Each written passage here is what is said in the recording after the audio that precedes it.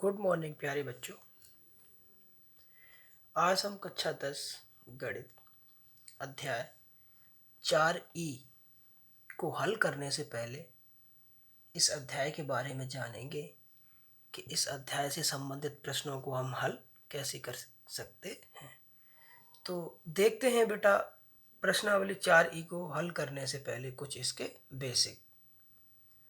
तो बेटा, इस प्रश्नावली में हमसे जो पूछेगा वो पहले क्वेश्चन इस तरह से पूछेगा कि श्रीधराचार्य नियम या सूत्र का निगमन, या किसी भी द्विघात समीकरण को हम श्रीधराचार्य सूत्र से हल कैसे कर सकते हैं।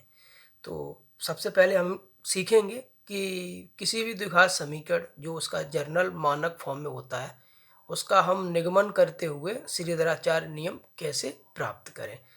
तो बेटा लिखते हैं कि हमारा कोई भी द्विघात समीकरण जो भी होगा वो इस फॉर्म में होता है ax घाते 2 धन bx धन c बराबर 0, और जहाँ a का मान 0 के बराबर नहीं होना चाहिए, और क्या होता है कि a, b, c वास्तविक संख्याएं होनी चाहिए। वास्तविक संख्याएं हैं, वास्तविक संख्याएं हैं। तो हम लोगों ने प्रश्नावली 4D में किया था कि कोई भी समीकरण हमारा द्विघात समीकरण दिया होता है या दिया गया हो तो उसमें हमें x घात 2 का गुणांक 1 बनाना है। कितना बनाना है? 1। यहाँ पे कितना है? a। तो बेटा 1 बनाने के लिए हमें क्या करना होगा, इस पूरे द्विघात समीकरण में a का हम भाग देंगे। तो हल करते हैं इसे। ax घाते 2 धन bx धन c बराबर 0। इस पूरे समीकरण बेटा a का हम भाग देंगे तो ये हो जाएगा, इसके बटा करेंगे तो x घाते 2 धन ये हो जाएगा b बटा a x धन c बटा a बराबर 0। अब हमको क्या करना है कि इतना करने के बाद अब x के गुणांक का आधा करना होगा। तो बेटा b बटे a का आधा करेंगे तो किसी भी संख्या का आधा करने के लिए क्या करते हैं, उसमें हम 2 का भाग दे देते हैं। तो ये हो जाएगा हमारा b बटे 2a या 2a, b बटे 2e। अब आधा करने के बाद इसका वर्ग हमको जोड़ना है और घटाना है। तो देखते हैं बेटा, ये x घाते 2 धन b बटे a x धन c बटे a इतना हो गया। अब हम धन b बटे 2a की घात 2 जोड़े और b बटे 2a की घात घटाए बराबर 0। इसको यदि हम थोड़ा सा इधर लिख दूं तो x घाते 2 धन b बटे a x धन b बटे 2a होल घात 2 धन ये बेटा अब हम यहाँ लिख दे रहे हैं तो c बटे a ऋण b बटे 2a होल घात 2 बराबर 0।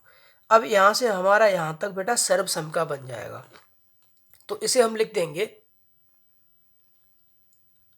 x धन b बटे 2a होल घात 2 धन ये हुआ c बटे a ऋण इसे हम लिख सकते हैं b घात 2 बटे 2 का वर्ग हो जाएगा बेटा 4a घात 2 बराबर 0। अब हमको लिखना है कि x धन b बटे 2a होल घात 2 धन इसका यदि बेटा मैं एलसीएम ले लूं तो 4a घात 2 हो जाएगा इसका एलसीएम। तो a का भाग यदि हम इसमें देंगे तो a से 1 घात कट जाएगी तो 4a बचेगा, और 4a का c में गुणा करेंगे तो ये हो जाएगा 4ac ऋण यहाँ हो जाएगा b घात 2 बराबर 0। बेटा इतना होने के बाद हमको क्या करना है कि ये संख्या तो हम यहीं लिखेंगे x बटे x धन b बटे 2a घात 2। इस संख्या को इधर पक्षांतर कर दीजिए तो ये इधर जाएगा तो धन का हो जाएगा और ऋण 4ac बटे 4a घात 2। अब हमको यहाँ से वर्ग हटाना है। बेटा वर्ग हटाएंगे तो देखो क्या होगा कि x धन b बटे 2a बराबर ये धन और ये ऋण, इस पूरे पे हमको वर्गमूल लगाना होगा। तो b वर्ग ऋण 4ac बटे 4a घात 2। इसे लिख सकते हैं x धन b बटे 2a बराबर धन ऋण, देखिए इस पे तो लगेगा वर्गमूल बी वर्ग ऋण 4ac, और वर्गमूल के बाहर यदि हम 4 का वर्गमूल लेंगे तो बेटा 2, और a वर्ग का वर्गमूल लेंगे तो कितना हो जाएगा a, कितना हो जाएगा a। तो इसे और हम लिख दें आगे, यदि इसको भी पक्षांतर करूं तो x का जो मान आएगा वो ऋण b/2a धन ऋण वर्गमूल के अंदर b वर्ग ऋण 4ac/2a। अब इसके बट्टे भी 2 हैं और इसके बट्टे भी 2 हैं, तो बेटा इसका यदि मैं एलसीएम ले लूं तो x बराबर ये 2a एलसीएम ले लिया तो ये हो जाएगा ऋण के b और धन ऋण रूट के अंदर b वर्ग ऋण 4ac, और यही हमारा श्रीधराचार्य का नियम है। तो श्रीधराचार्य नियम क्या हुआ बेटा? श्रीधराचार्य विधि या नियम या सूत्र बेटा जो निकला वो आया x बराबर ऋण का b धन ऋण अंडर रूट के अंदर b वर्ग ऋण 4ac/2a, और यही हमारा श्रीधराचार्य का नियम है।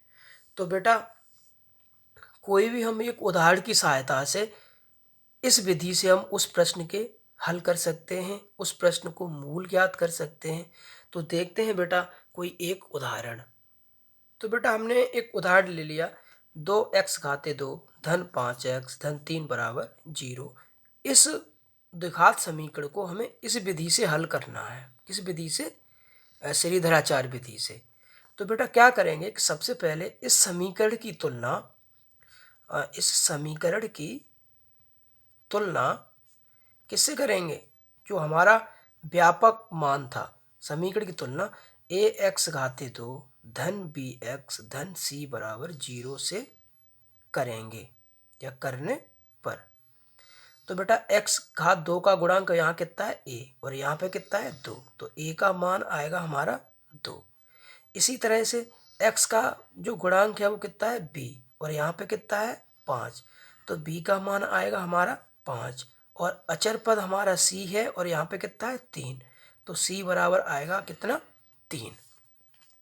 अब बेटा जो श्रीधराचार्य का जो नियम है वो हमारा नियम क्या कह रहा है कि x बराबर, श्रीधराचार्य का नियम है x बराबर चूंकि -b प्लस माइनस रूट के अंदर b वर्ग ऋण 4ac/2a। तो बेटा इसमें आप लोगों को a, b और c के बेटा मान रखने हैं। तो x बराबर देखिए कितना हो जाएगा ऋण b का मान कितना है 5 रखा धन ऋण रूट के अंदर b माने 5 का वर्ग बेटा कितना हो जाएगा 25 ऋण 4, a का मतलब है 2 और c का मतलब है 3 बट्टे 2 गुणा a का मतलब है 2। तो x बराबर ऋण 5 धन ऋण अंडर रूट के अंदर 25 ऋण 4 दूना 8 दिया 24 बटे ये 2 दूना 4। तो बेटा इसे यदि हल करें तो ऋण का 5 और धन ऋण 25 में से 24 घटा 1 और 1 का वर्गमूल भी कितना हो जाएगा 1/4। अब हम क्या करेंगे कि x का जो आप लोग मान निकाले हैं ऋण के 5 धन ऋण 1/4। अब क्या करें बेटा कि एक बार तो हम धन ले लें, कितना ले लें धन, तो धन चिन्ह लेने पर तो लीजिए x बराबर ऋण के 5 धन 1/4। तो x बराबर बेटा 1 में से 5 घट जाएगा तो ऋण का 4/4 से 4 कट गया, तो x का मान कितना आया ऋण का 1। और इसी तरह से यदि हम ऋण चिन्ह ले लूँ दूसरी बार में, ऋण चिन्ह लेने पर तो बेटा ऋण चिन्ह लेंगे तो x बराबर ऋण 5 ऋण 1/4। तो x बराबर ऋण 5 और ऋण 1 कितना हो जाएगा ऋण 6/4। 4 और 2 3 6, 2 2 ना 4। तो x का जो मान आया वो √3/2। तो इसके हम लोग दो मान निकाले, एक x बराबर ऋण 1 और एक x बराबर √3/2। अब इतना करने के बाद जो भी हमारा समीकरण दिया गया था बेटा, और उसको हमने श्रीधराचार्य विधि से तो हल कर लिया। यदि हम बात करें कि इन मूलों की सहायता से आप इस समीकरण को पुनः प्राप्त करिए, तो इसके लिए एक नया नियम है, तो वो आप लोग याद रखिएगा। देखते हैं वो नियम क्या है। तो बेटा जब भी हमें कभी द्विघात समीकरण के मूल दिए गए हों और हमसे कहे कि द्विघात समीकरण बनाइए या द्विघात समीकरण ज्ञात कीजिए, तो उसके लिए एक नियम है। वो क्या है कि x⁻2 ऋण मूलों का योग कोष्टक के अंदर गुणे x धन मूलों का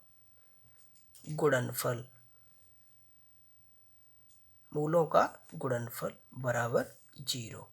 ये बेटा एक नियम है, इसको आप लोगों याद रखें।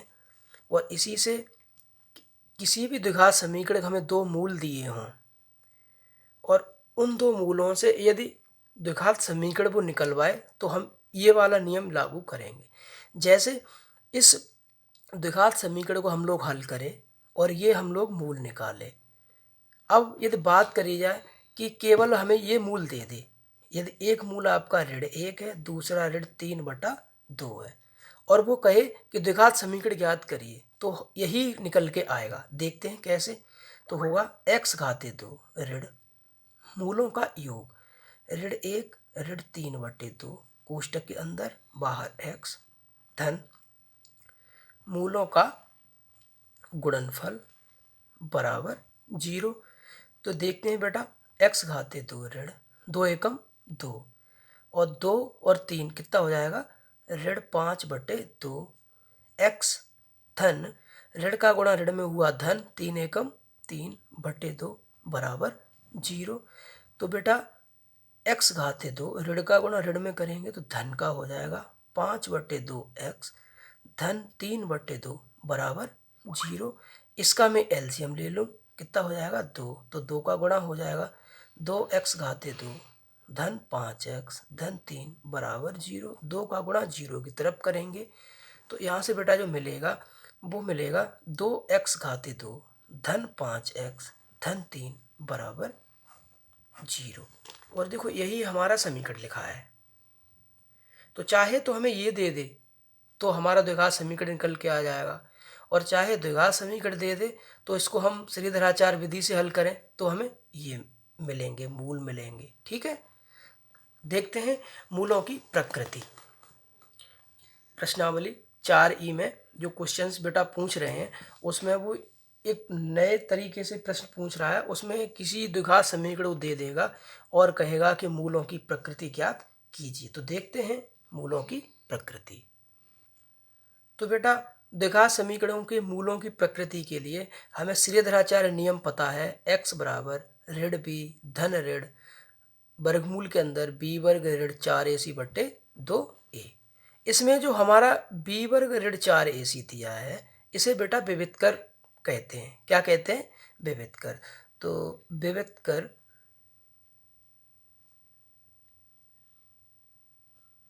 और इंग्लिश में कहते हैं डिस्क्रिमिनेंट, DISCRIMINANT बराबर b वर्ग ऋण 4ac, या इसे हम शॉर्ट में बोल सकते हैं बेटा d।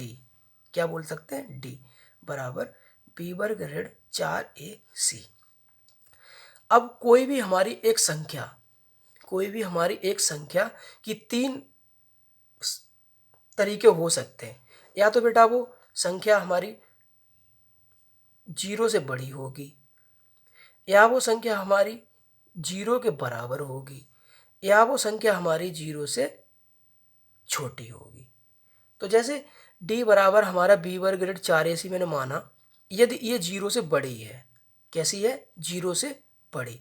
तो वर्गमूल के अंदर जो भी मान मिलेगा वो धन का मिलेगा, क्योंकि कोई भी संख्या सपोज नंबर लाइन पे ये हमारा 0 इससे बड़ी है, तो देखो धन के 1, धन के 2, धन के 3 और आगे तक। तो 0 से बड़ी है तो ये धन की मिलेगी। तो बेटा जो x के मान प्राप्त होंगे वो कैसे होंगे, एक तो x बराबर होगा ऋण का b धन वर्गमूल के अंदर b वर्ग ऋण 4ac बटे 2a, और दूसरा मिलेगा x बराबर ऋण b ऋण, क्योंकि चिन्ह हमारा ऋण है बट ये वाला जो संख्या मिलेगा वो धन का ही मिलेगा। तो वर्गमूल के अंदर b वर्ग ऋण 4ac बटे 2a। तो बेटा ऐसी स्थिति में हमें जो मूल मिलेंगे तो दो मूल मिलेंगे, और जो कि कैसे होंगे, वास्तविक होंगे। तो दो वास्तविक मूल संभव हैं।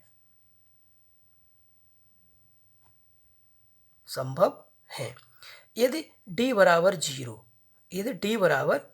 अर्थात b वर्ग ऋण 4ac को बेटा मैं 0 के बराबर रखूं, किसके बराबर, 0 के बराबर। तो देखिए ये क्या हो जाएगा कि x बराबर ऋण b धन वर्गमूल के अंदर 0 बटे 2a, अर्थात ये बेटा निकल के आएगा x का मान ऋण b बटे 2a। और इसी तरह से हमारा दूसरा वाला भी कितना हो जाएगा, ऋण b बटे 2a। तो ये मूल कैसे दिख रहे हैं, समान दिख रहे हैं। कैसे दिख रहे हैं, समान। अर्थात जब हमारा विविक्त कर 0 होगा या 0 के बराबर होगा तब हमारे मूल कैसे होंगे, दोनों मूल समान होंगे, दोनों मूल समान होंगे या बराबर होंगे। कैसे होंगे, बराबर होंगे। अब बेटा अगला वाला दे रखा है कि यदि d का मान 0 से छोटा है। देखते हैं बेटा, यदि 0 से छोटा है अर्थात ऋण का है, यदि हम इसका मान 0 से छोटा रखूं, 0 से इधर ऋण का 1, ऋण का 2, ऋण का 3, तो यदि हमें सपोज ऋण का 1 रखा, अब ऋण का हम वर्गमूल लेंगे तो ऋण का वर्गमूल हमारा एक अधिकल्पित हो जाएगा, क्योंकि हम इसका वर्गमूल ज्ञात नहीं कर सकते हैं। तो इस शर्त में हमारे जो मूल होंगे बेटा, जब d का मान हमारा 0 से छोटा होगा तो मूल संभव नहीं है, मूल संभव नहीं है। तो यहाँ लिख देंगे x बराबर मूल संभव नहीं है, या मूल कैसे हैं, काल्पनिक हैं। कैसे हैं, काल्पनिक हैं। तो बेटा दोबारा से रिकॉल करूं कि यदि d का मान 0 से बड़ा है तो बेटा दो मूल होंगे, वो मूल कैसे होंगे, वास्तविक मूल होंगे।